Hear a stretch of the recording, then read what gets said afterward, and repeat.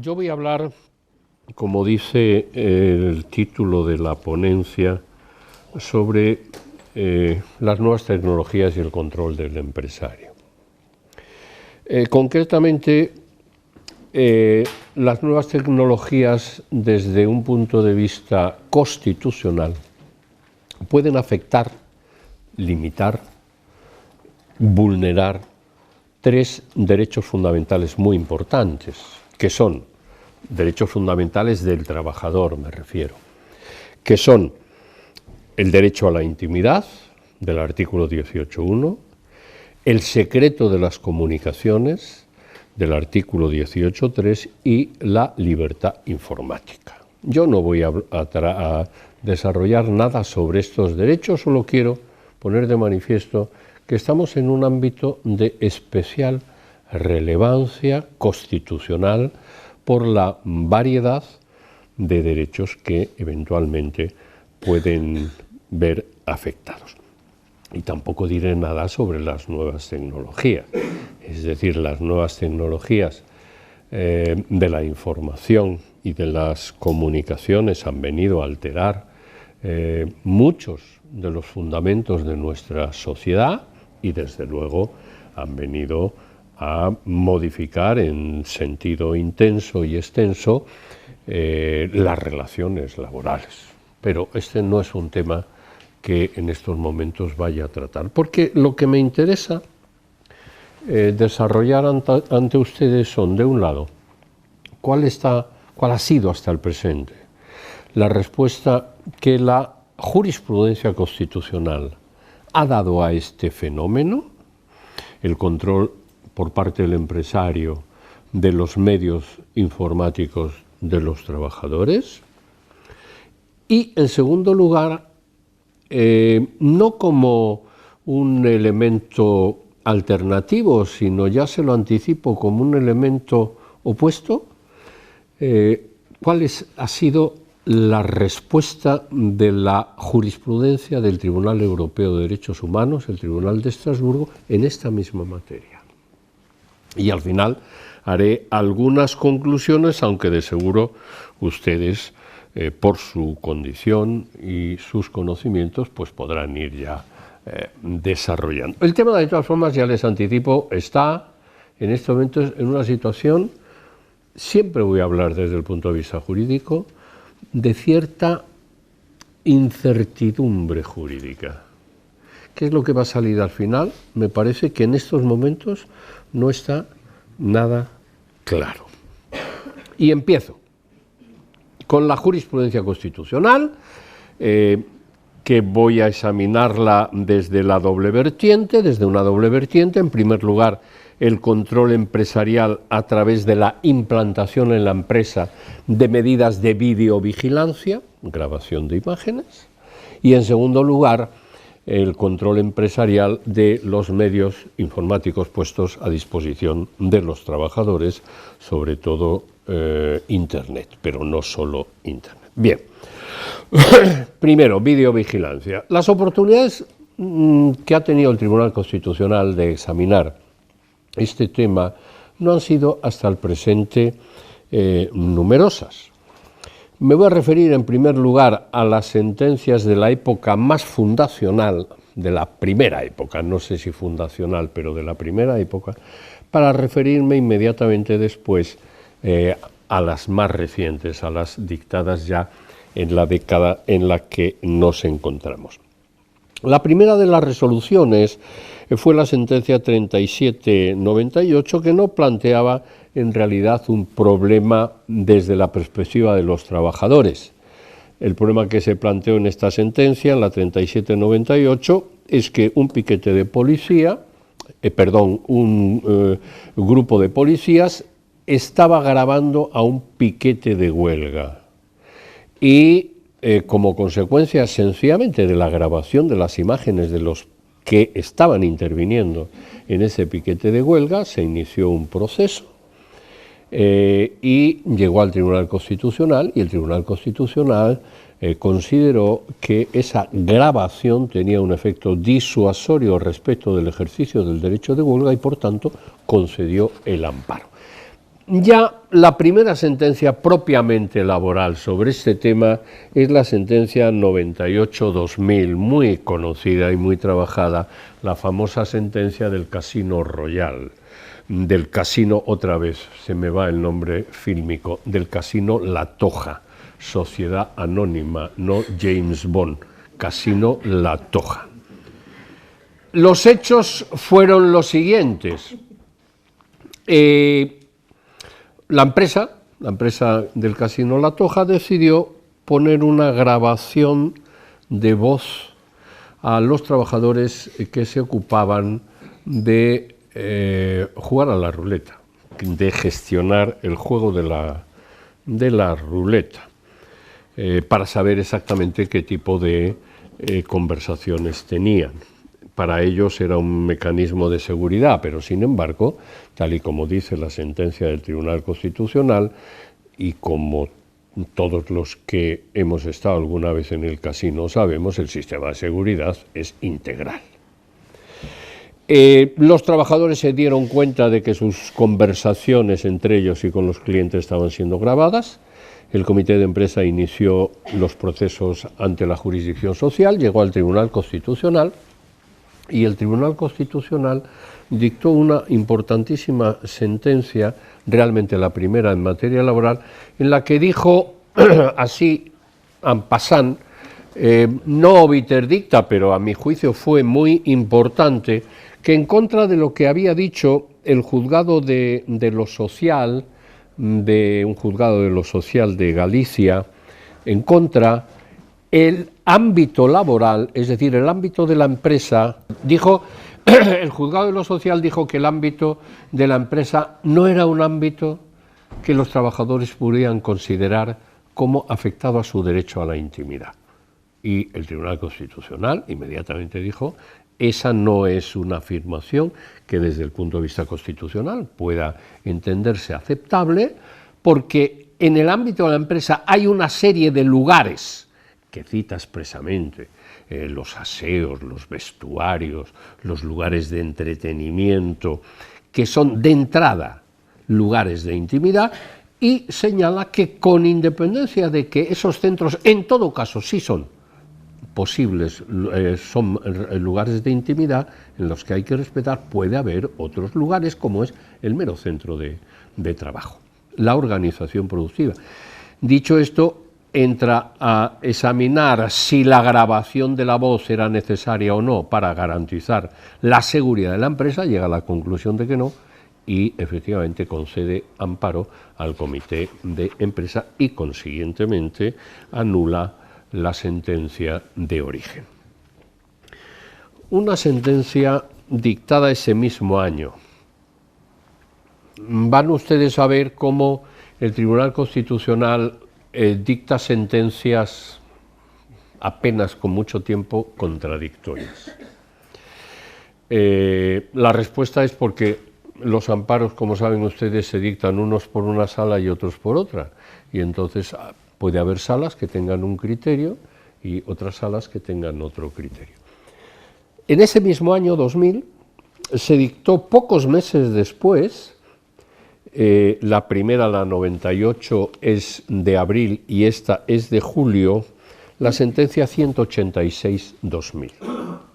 Los hechos de esta sentencia también son muy conocidos.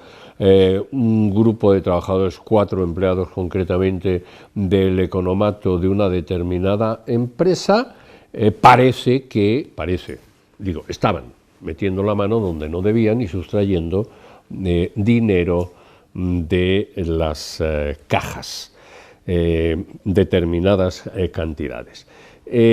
Puesto en conocimiento, sospecha la empresa de que efectivamente esto se estaba produciendo, establece unas cámaras de videovigilancia dirigidas exclusivamente hacia las cajas de registro donde se archivaba, se guardaba el dinero. Apreciadas las grabaciones de imágenes, el economato sanciona a los empleados, despide a uno concretamente y se inicia un procedimiento que termina en el juzgado con despido improcedente y bueno, tras la jurisdicción social llega al Tribunal Constitucional y el Tribunal Constitucional no concede el amparo. Es decir, establece la doctrina de que la decisión de la empresa de videovigilar, de establecer cámaras de vigilancia sobre estos trabajadores a la vista de que tenía sospechas de su falta de lealtad contractual, resultaba una conducta, dijo el tribunal en esa ocasión, justificada, idónea, necesaria y equilibrada. Estamos en el 2000. Hasta el 2013 el tribunal no vuelve a pronunciarse sobre este tema. En una muy conocida sentencia también, la 29/2013, en los ambientes laborales, cuyos hechos pues también son muy conocidos. Un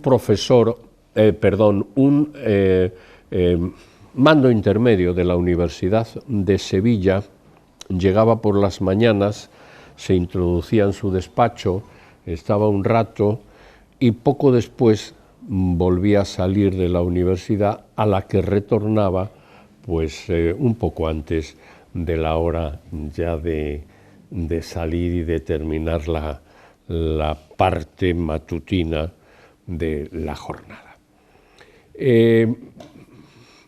La dirección, la gerencia, apreciada esta sistemática salidas de este mando intermedio, decide saber exactamente, conocer exactamente la frecuencia de esas ausencias suyas del trabajo, para lo que utiliza no cámaras especiales, sino las cámaras de vigilancia de seguridad, las cámaras de grabación de imágenes que se encuentran, yo no sé si la Universidad de Valladolid lo tiene, que se encuentra justo a la entrada de las instalaciones de la universidad, en donde, como saben ustedes, la Agencia de Protección de Datos exige un anuncio diciendo que hay cámaras de videovigilancia y la gerencia utiliza las cámaras ordinarias de seguridad para verificar el comportamiento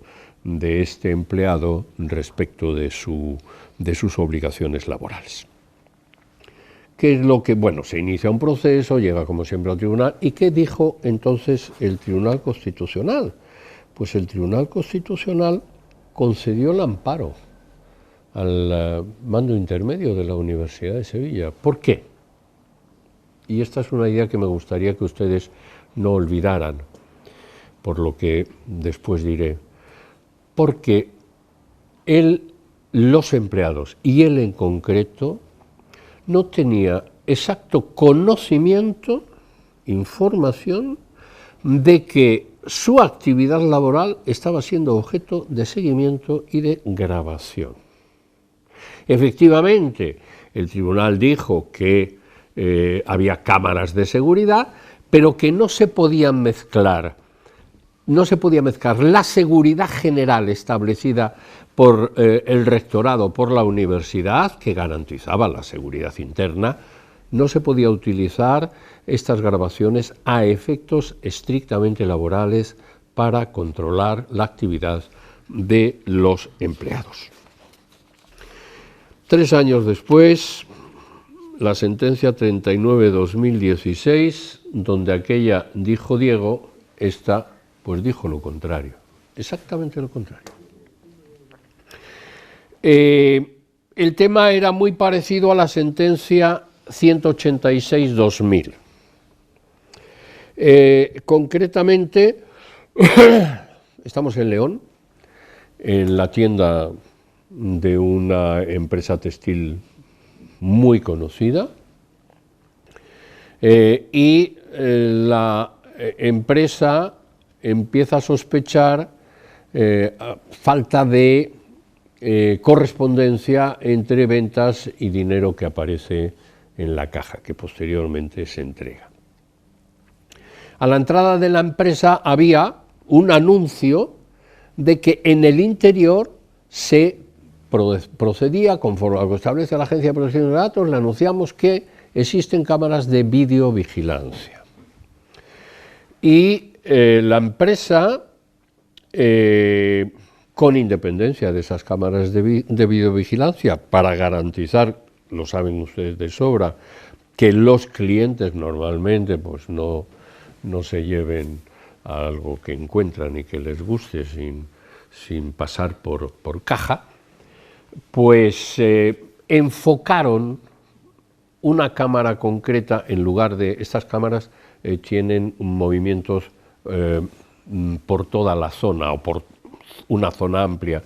Decidieron enfocar exclusivamente una cámara al puesto de trabajo de la caja de esta empleada. Efectivamente se comprobó que esta empleada daba de vez en cuando dinero a su novio, a su compañero, 80 euros, 90 euros.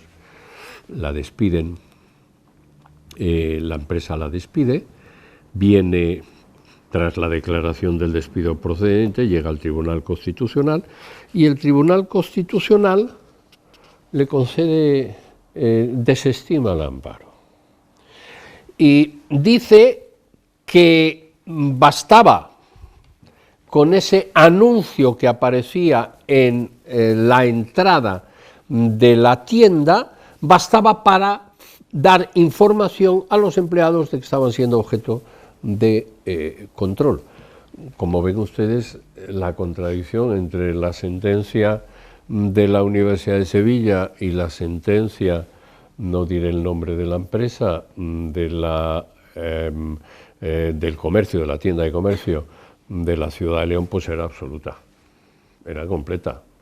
Todo el mundo que entra en la Universidad de Sevilla leía el anuncio, todo el mundo que entraba en el comercio de León ve el anuncio.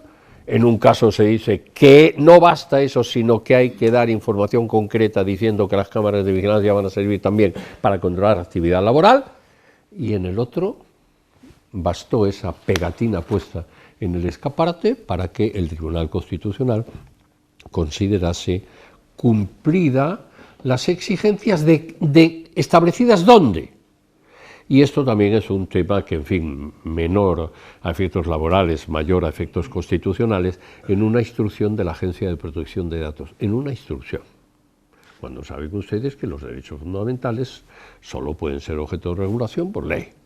Y al Tribunal Constitucional en aquella ocasión le bastó el que efectivamente la instrucción establece la obligación por parte de las empresas de comunicar la existencia de cámaras de videovigilancia para entender que era suficiente.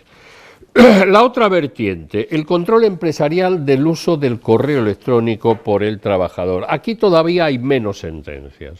Solo ha habido dos. La sentencia 241-2012 y 170-2013, sentencias muy comentadas también. La primera, la 241-2012. Los hechos. En una determinada empresa había una unidad C a la que los empleados podían entrar y la empresa había dicho, sin embargo, había prohibido, sin embargo, que establecieran archivos propios. Dos empleadas de esta empresa utilizaron, sin embargo, un ordenador que era de uso común al resto de trabajadores, utilizaron, sin embargo, el sistema llamado sistema Trillian, de mensajería instantánea. Yo hasta que no leí esto no lo conocía, les lo reconozco a ustedes.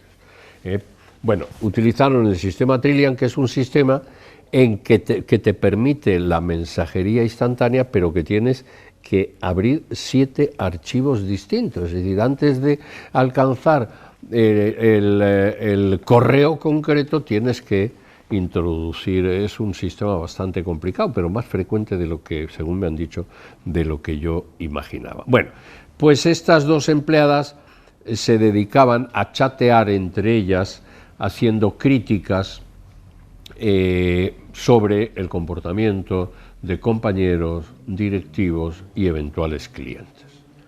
Dicen los hechos que un trabajador, por casualidad, alcanzó y pudo leer sus correos, por casualidad. yo siempre esa casualidad no me la he creído, porque en la entrada en el correo exigía conocer la contraseña que utilizaban esas dos empleadas. Pero lo cierto es que este trabajador, este empleado, entró por casualidad, hizo fotocopia de todos los correos y se los entregó a la empresa. La empresa llamó a las dos empleadas, no las despidió, las puso una sanción leve, pero ellas entendieron que se había producido una vulneración del secreto de las comunicaciones. Y entonces iniciaron el proceso que llegó al Tribunal Constitucional, y el Tribunal Constitucional pues entendió que no se había vulnerado el secreto a las comunicaciones, que el uso del ordenador, la empresa les había comunicado que era un uso personal, que no podían utilizarlo para fines particulares, en uso profesional, perdón, que no podía ser utilizado para fines particulares, y consiguientemente, pues, que ellos, las dos empleadas, que ellas no debían de tener una expectativa razonable de confidencialidad, la expresión que dijo el tribunal. La siguiente sentencia, la 170/2013, pues tiene unos hechos también conocidos. Un trabajador de una empresa empezó a transmitir información sobre determinados aspectos de la clientela de su empresario, que se los transfería a un competidor. La empresa le comunicaron que estaba saliendo información de la suya hacia la otra, y entonces la empresa llamó a un notario, entró en su ordenador, sacó el disco duro y posteriormente llamó al trabajador, al que le hizo entrega de los datos que había obtenido, y ante la falta de justificación del trabajador, que inicialmente dijo que bueno, que él quería utilizar este ordenador para hablar con su compañera y con su hermano, finalmente le despidió y se inició un proceso. Llegó al Tribunal Constitucional, y el Tribunal Constitucional, otra sala, le denegó el amparo, utilizando argumentos muy parecidos a la sentencia anterior, es decir, que la empresa había comunicado que el ordenador solo podía ser utilizado para fines profesionales, que consiguientemente en estos casos los trabajadores no tienen una razonable expectativa de confidencia, y que además la razón por la que entró la empresa a registrar su ordenador se encontraba fundada en necesidades de evitar posibles faltas de lealtades de este trabajador. Hasta aquí la jurisprudencia del Constitucional. Como saben ustedes, es corta y controvertida, y además contradictoria. Desde la sentencia esta del 16, el tribunal no ha tenido otra oportunidad de pronunciarse. ¿Qué ha pasado en Estrasburgo, en el Tribunal Europeo de Derechos Humanos? El 5 de septiembre de 2017, Estrasburgo dicta una sentencia que se ha convertido ya en una especie de icono. Es la sentencia Barbulescu II contra Rumanía. Digo Barbulescu II porque esta sentencia fue dictada por la Gran Sala del Tribunal de Estrasburgo. Y además la Gran Sala llega a un fallo contrario al que había llegado la sentencia Barbulescu I, dictada por una sección del Tribunal de Estrasburgo. El Tribunal de Estrasburgo tiene 7 u 8 secciones. La primera había dictado una sección y posteriormente saben ustedes que en Estrasburgo, si los interesados no están de acuerdo con el fallo y exponen las razones de su desacuerdo, el asunto puede ser elevado, abocado a gran sala, en donde en lugar de 3 o 4 miembros, pues son 13 o 14. Poco después, el 9 de enero del 18, Estrasburgo vuelve a dictar otra sentencia que afecta a España. La sentencia López Ribalda y otras. Bien, estas dos sentencias, Barbulescu y López Ribalda, han establecido una doctrina de notable relevancia, apreciada la relevancia desde un doble ángulo. Primer ángulo, para el conjunto del derecho de los trabajadores en la totalidad de los países integrantes del Consejo de Europa. Saben ustedes, y si no se lo recuerdo, en estos momentos el Consejo de Europa tiene 47 miembros. Entre paréntesis, el Tribunal de Estrasburgo tiene pendientes en estos momentos de resolver cerca de 80.000 recursos, de los que 40.000 proceden de Turquía, solo de Turquía. Los otros 40.000 pues ya proceden de Rusia, de Grecia, que chiqui, de los países estos de Kazajistán y tal, y también de España. El Consejo de Europa últimamente está condenando en bastantes ocasiones, no digo numerosas, pero digo bastantes ocasiones, está condenando a España. Bueno, Barbulescu, López Ribalda elaboran una doctrina, y en la relevancia de esta doctrina es que por primera vez se aborda el tema de la vida privada de los trabajadores, reconocida en el artículo 8 del Convenio de Roma, del Convenio de Derechos Humanos y Libertades Públicas, ratificado en Roma en el año 50.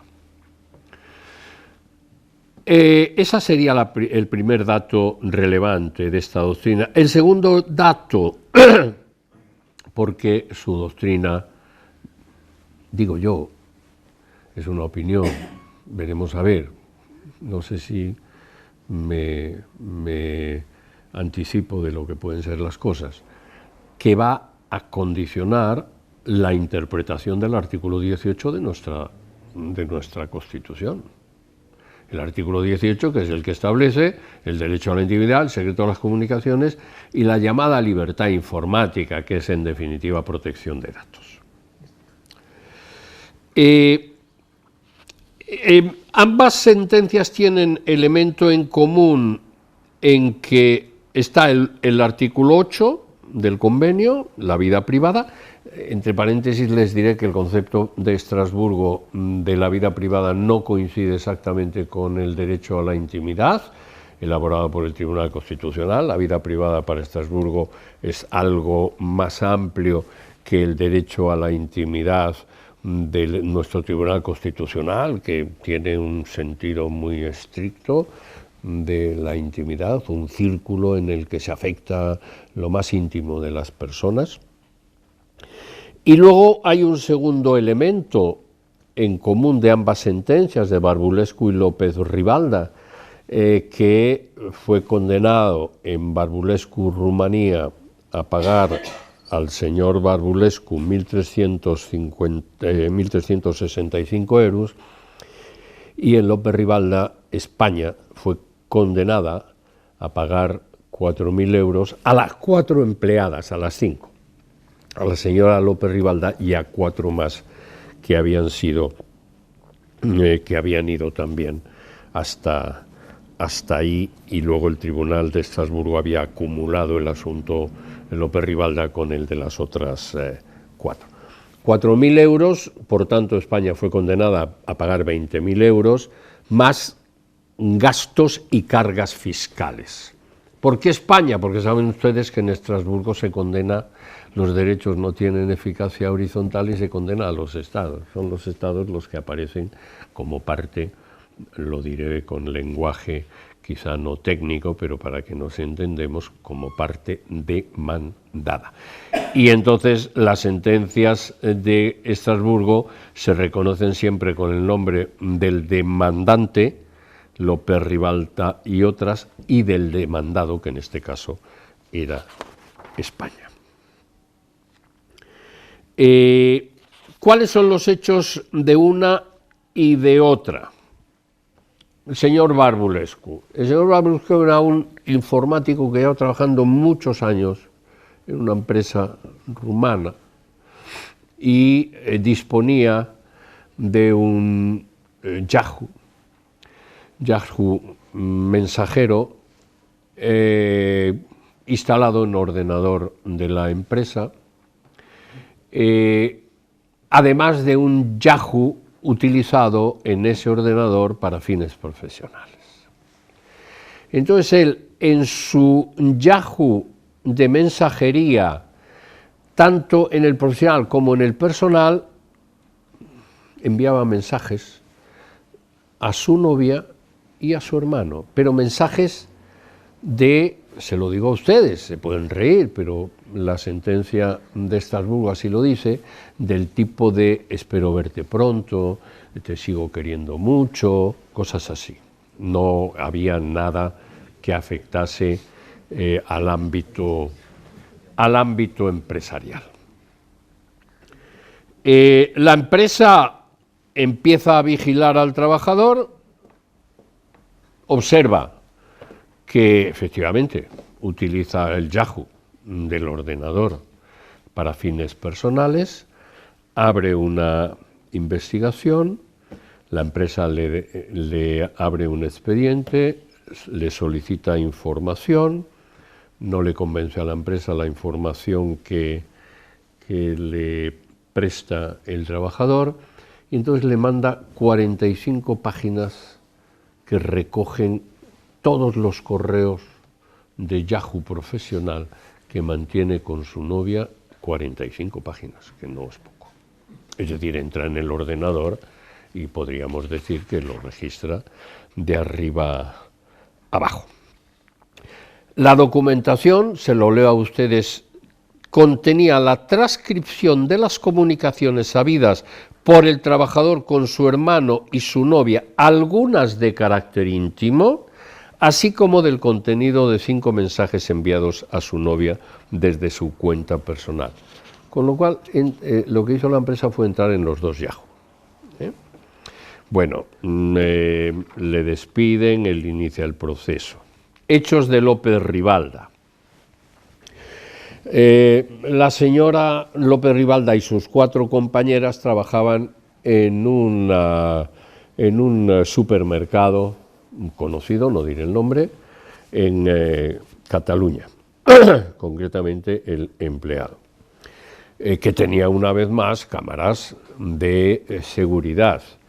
En una ocasión, al examinar las cámaras, ellos observan que estas trabajadoras pues sacaban dinerito o no metían el dinerito que correspondía a las ventas realizadas.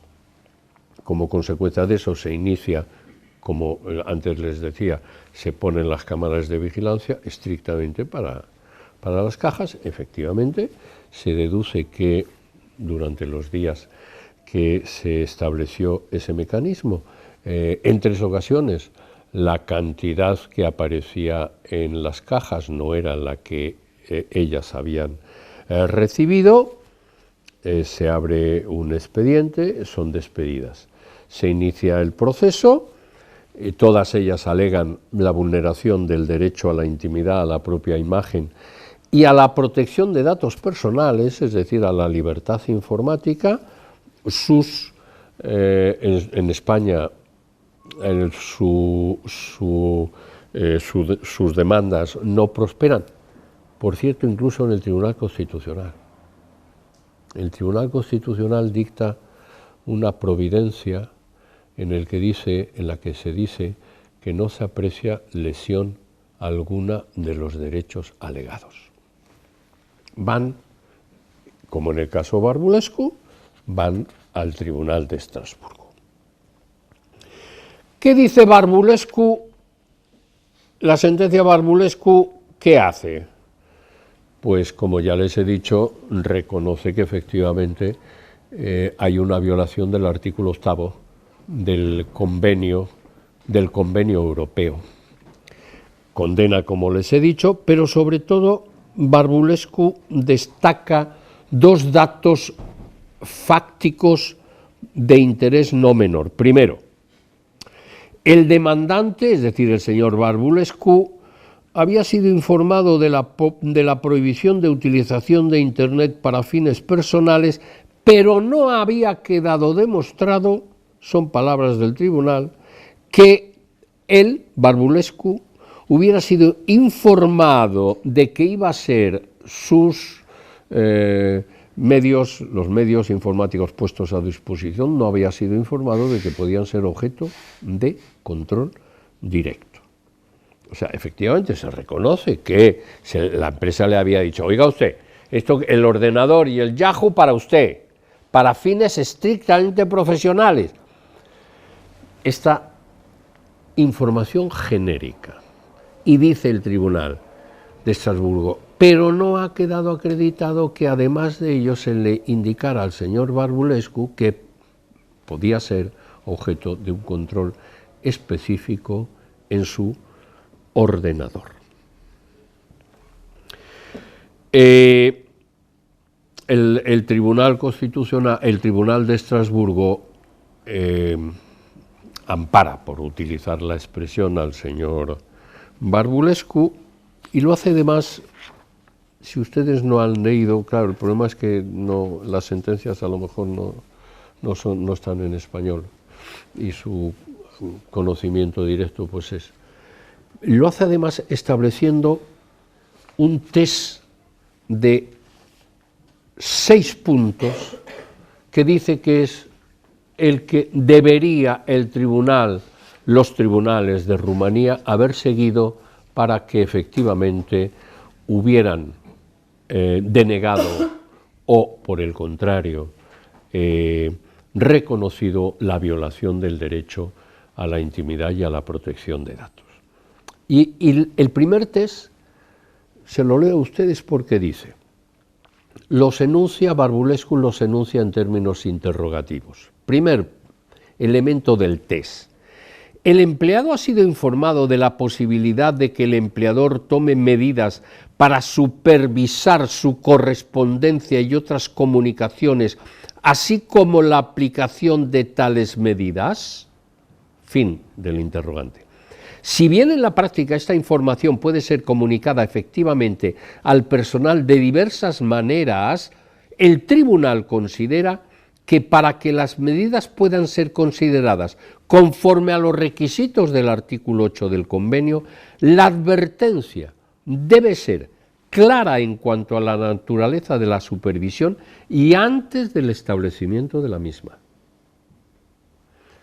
Se puede decir de muchas maneras, pero yo creo que la claridad de la obligación de información que tiene la empresa cuando pretende controlar los medios informáticos o las cámaras de videovigilancia puestos por la empresa, utilizados por la empresa, tiene la obligación de informar con claridad. Por tanto, podríamos decir, no basta una pegatina en el escaparate. Y antes, claro, ustedes pueden decir, pues si es antes, pues ya no lo voy a coger con las manos en la masa. Eso es lo que dice Estrasburgo. Antes del control, de tal manera que usted podrá verificar si efectivamente hasta ese momento el trabajador ha hecho algo que no debía, pero antes de que usted entre en el ordenador. Y el segundo test que dice, ¿Cuál fue el alcance de la supervisión realizada del empleador y el grado de intrusión en la vida privada? A este respecto debe hacerse una distinción entre el control del flujo de comunicaciones y el de su contenido. Una cosa es que haya muchas comunicaciones y otra cosa es que tú puedas leer el contenido. O sea, tú puedes ver que efectivamente te comunicabas con la novia, pero el flujo de comunicaciones no te permite entrar a leer el contenido de esas comunicaciones. Bueno, pues en definitiva, el tribunal hace una argumentación y termina condenando a Rumanía al pago de esos 1.365.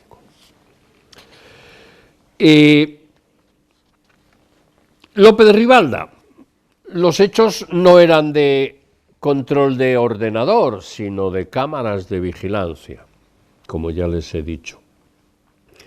Pues bien, López Rivalda llega a la misma conclusión. Fueron exclusivamente, dice, las sospechas empresariales de los hurtos las razones que suministraron la justificación de la medida. Sin embargo, sigue diciendo, son palabras del tribunal, este tribunal no puede compartir la opinión de los tribunales nacionales sobre la proporcionalidad de las medidas adoptadas por el empresario con el objetivo legítimo de proteger sus derechos de propiedad. Derecho de propiedad, usted empresario puede defenderlo, efectivamente, puede protegerlo, pero el derecho de propiedad no le permite a usted, no valida cualquier medida que ponga en juego derechos fundamentales de los trabajadores. Conclusiones. Voy a iniciar algunas conclusiones, me quedan 10 minutos, un cuarto de hora nomás. Algunas conclusiones, primero genéricas y luego a lo mejor alguna de las conclusiones que les anticipo pues son demasiado rápidas y no pueden no estar suficientemente fundamentadas. Conclusiones. Desde una perspectiva interna a la jurisprudencia europea, yo creo que las conclusiones que pueden deducirse de Barbulescu II y de López Rivalda, pues yo las puedo enunciar de manera rápida. ¿Cuál es la principal? La previa información sobre la vigilancia empresarial forma parte del contenido esencial de los derechos a la vida privada y a la correspondencia.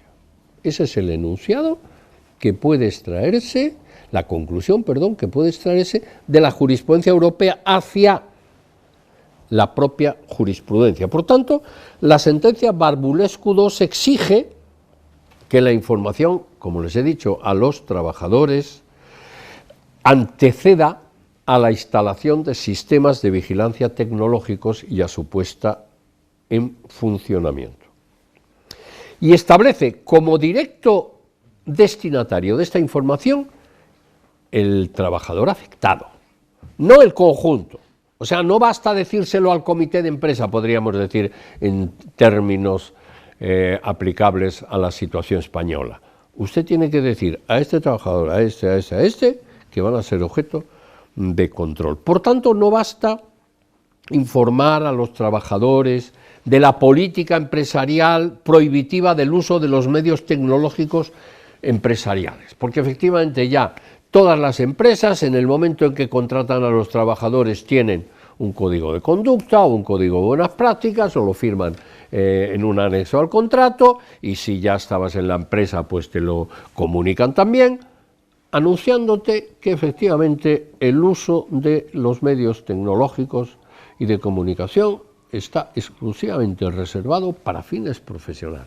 Luego saben ustedes que el Tribunal Supremo ha dicho, bueno, ojo, pero aquí hay que tener una cierta moderación, no prohíba usted tampoco que los trabajadores cojan el teléfono y llamen a su familia para saber, o sea, en eso, pero quiero decir, en principio no basta esa genérica comunicación a los trabajadores de que los medios informáticos solo pueden ser utilizados para estrictos fines profesionales. Ahora bien, esta conclusión se refiere o anuncia jurisprudencia. ¿Cuál puede ser la jurisprudencia de Estrasburgo? Ya te dice que Estrasburgo parece que estas dos sentencias pues van a ya anunciar cuál va a ser el futuro sentido, el futuro alcance de las sentencias que dicte el propio Tribunal de Estrasburgo. Pero además de esta conclusión interna, puede haber una conclusión externa, ad extra. Bien, pues ¿cuáles son las conclusiones? Pues yo creo que Barbulescu II y López Rivalda han desautorizado la doctrina contenida en la sentencia 39/2013 en materia de grabación de imágenes y las sentencias 241/2012 y 170/2013 respecto del uso del correo electrónico de la jurisprudencia constitucional. Gustará más o gustará menos, pero el Tribunal de Estrasburgo ha desautorizado la doctrina contenida en esas tres sentencias. Consiguientemente, yo creo que a partir de ahora, la aplicación de la doctrina de estas tres sentencias, o el examen de la doctrina de estas tres sentencias, conforme al test de Barbulescu, sobre todo, bueno, daría resultados absolutamente contrarios. O sea, confirmaría que efectivamente se ha desautorizado. Y al tiempo, estas sentencias de Estrasburgo han venido a validar la sentencia sobre el mando intermedio de la Universidad de Sevilla. Ahora bien, no solo se agota en que Barbulescu II desautoriza y valida sentencias pasadas, no, es que creo que de cara al futuro, primero, Barbulescu II y López Rivalda va a afectar a las decisiones que en el futuro dicte no el Tribunal de Estrasburgo, sino el Tribunal de Luxemburgo. ¿Por qué? Porque el artículo 7º de la Carta Europea de Derechos Fundamentales, de la Carta de los Derechos Fundamentales de la Unión Europea, Niza, 2007, reconoce el derecho de toda persona al respeto a su vida privada y a sus comunicaciones, y el artículo 52.3 de la misma Carta de Derechos Fundamentales dice que, concretamente referido a la vida privada, dice que este derecho, caso de que sea interpretado por el Tribunal de Luxemburgo, tendrá en cuenta la doctrina elaborada por el Tribunal de Luxemburgo. Es decir, el tratado, la Carta Europea de Derechos Fundamentales le dice a Luxemburgo, usted si tiene que conocer de la vida privada, tiene que aplicar jurisprudencia de Estrasburgo, por lo cual esta jurisprudencia afecta, como hemos visto, al propio Tribunal de Estrasburgo en el futuro, afecta, desautoriza y valida la jurisprudencia española, afecta a la jurisprudencia de Luxemburgo. ¿Y qué pasa con el futuro de España, de la jurisprudencia española? El día 2 de mayo del 18, el otro día, probablemente pudieron ustedes leer una sentencia del Juzgado de lo Social número 2 de Córdoba. Una sentencia que parece mentira, ¿eh? La sentencia del Juzgado de lo Social 2 de Córdoba declaró la nulidad de las grabaciones efectuadas por una empresa sobre su empleada, considerando que la reproducción de un vídeo grabado sin su consentimiento en el momento de comerse una empanadilla es la sentencia de la empanadilla verdaderamente esto causa estupor, que una empresa que grabe a una trabajadora comiéndose una empanadilla, la despidió. Y el juzgado de lo social anuló esas grabaciones. Usted puede anularla, pero usted puede expedirla, pero no por esas grabaciones en las que aparecía. Bueno, parece ser que efectivamente pues no está tan claro que Barbulescu II y López Rivalda puedan modificar la jurisprudencia española. El 8 de febrero del 18, es decir, después de Barbulescu, antes de López Rivalda, pero después de Barbulescu, el Tribunal Supremo, la Sala Cuarta del Tribunal Supremo, dicta una sentencia,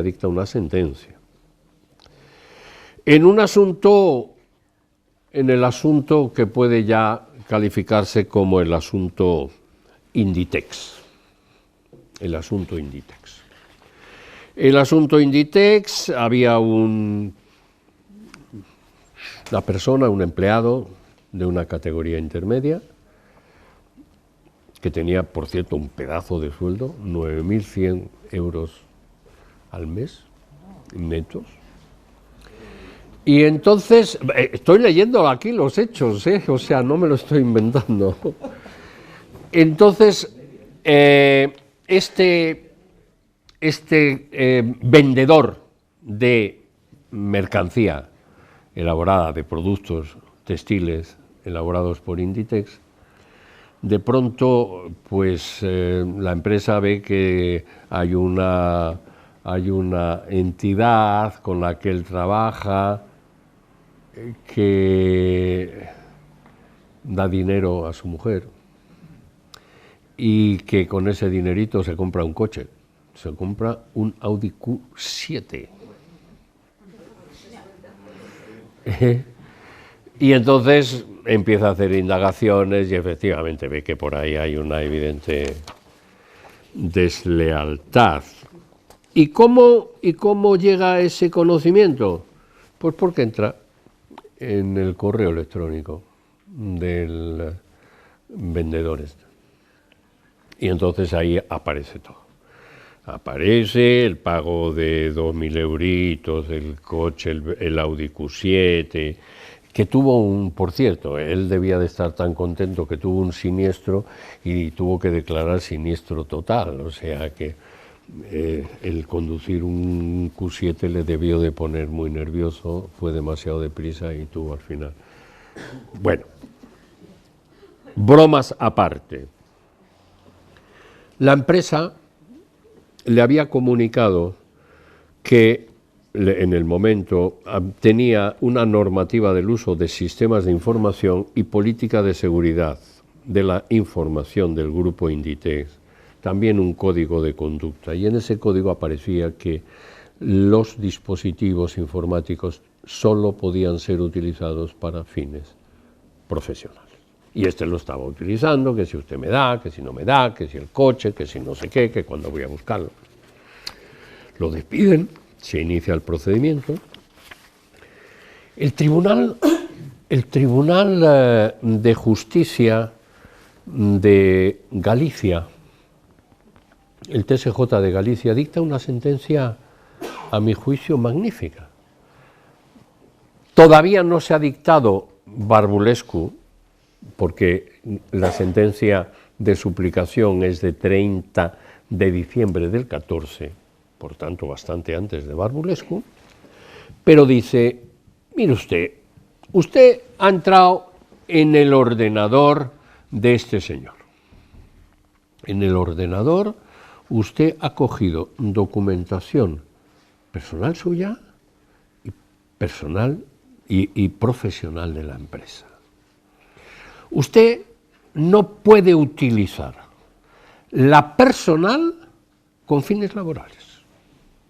Usted tiene que diferenciar consiguientemente las pruebas que ha llevado al juzgado de lo social para que considerasen el despido improcedente, y yo le digo que las pruebas obtenidas de manera ilícita, dice, del ordenador, esas no las puede usted utilizar. Usted puede utilizar otras pruebas que se han enterado, testigos, peritos, lo que sea, pero las pruebas del ordenador, esas no las puede utilizar para justificar el despido. Y entonces el TSJ de Galicia llega a esa conclusión. Inditex no está conforme, va al Supremo, y es cuando el Supremo dicta esta sentencia. Sentencia que ya se dicta tras Barbulescu. Bueno, la sentencia reproduce literalmente, el test Barbulescu sobre las exigencias de la empresa a la hora de verificar si la medida adoptada para ejercer el control de los medios informáticos o el uso de grabaciones ha de efectuarse literalmente. Y cuando llega al último punto, dice en el fundamento séptimo quinto: como es de observar, tales prolijos razonamientos, el término prolijo verdaderamente aquí sobraba, ¿no? Quería darle un cachete el Tribunal Supremo a Estrasburgo. A mí personalmente me molesta siempre que haya un adjetivo al lado de razonamiento, argumento. Creo que eso no debiera nunca aparecer en una sentencia. Los prolijos, como es de observar, los prolijos razonamientos del Tribunal Europeo nada sustancial añaden a la doctrina tradicional de esta propia sala y a la expuesta por el Tribunal Constitucional en la sentencia de contraste 170/2013. Pero ¿no habíamos quedado en que Barbulescu decía que no era suficiente la información genérica al trabajador? Ahí está el código de conducta, ahí está la normativa que fija las reglas sobre uso informático. No habíamos quedado en Barbulescu, no había quedado Barbulescu en decir que esa información genérica no era suficiente, que había que dar una información clara sobre el empleado, y el Tribunal Supremo dice que la jurisprudencia europea nada sustancial añaden a la doctrina tradicional de esta propia sala. Yo les confieso que cuando leí esta sentencia les he leído literalmente la frase, no daba crédito a lo que leía.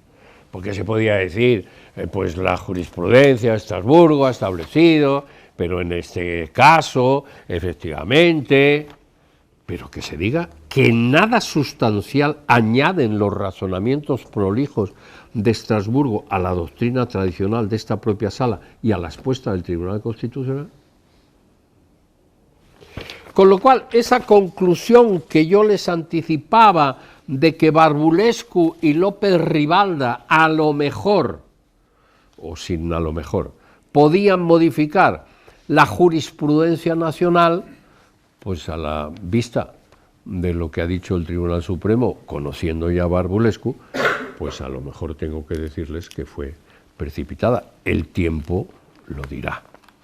Personalmente, yo creo que sí exige una revisión de la jurisprudencia. Pero insisto, vamos a ver si efectivamente lo que prima es la sentencia de la empanadilla o la sentencia de Inditex. Muchas gracias por su atención.